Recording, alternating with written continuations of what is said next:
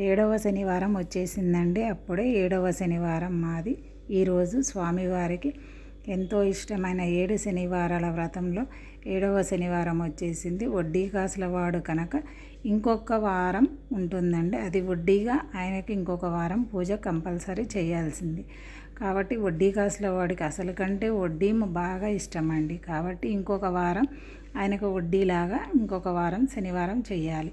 ఆయనకి ఎంతో ఇష్టమైన పులిహార, చక్కెర పొంగలి, తమలపాకుల మీద దీపారాధన, తులసి మాలలు, వస్త్రము, చామంతులు, గులాబీలు అన్నీతో పూజ స్టార్ట్ చేశానండి.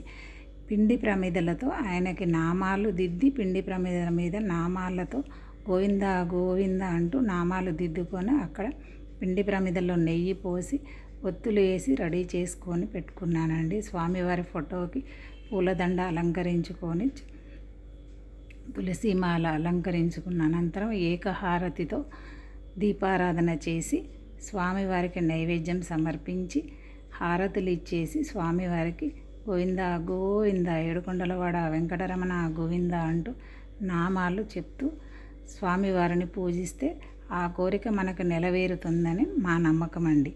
పెళ్ళి కానీ ఉద్యోగం కానీ ఏదైనా సరే స్వామివారికి మనం అనుకున్న ఆ కోరిక ప్రకారమే 7 శనివారాలు వ్రతం మొదలు పెట్టుకున్నానండి. 7వ శనివారం నాకు ఆ కోరిక నెరవేరింది కనుక స్వామివారికి 7వ శనివారం లోపులోనే ఈ కోరిక నెరవేరింది. స్వామివారికి ఈ విధంగా పూజించుకుంటున్నానండి. గోవింద గోవింద ఆపదముక్కులవాడ అనాథరక్షక గోవింద గోవింద. స్వామివారి పిండి దీపాలకి ఎర్రని గులాబీలు అంటే చాలా ఇష్టం అండి దీపారాధన కాడ.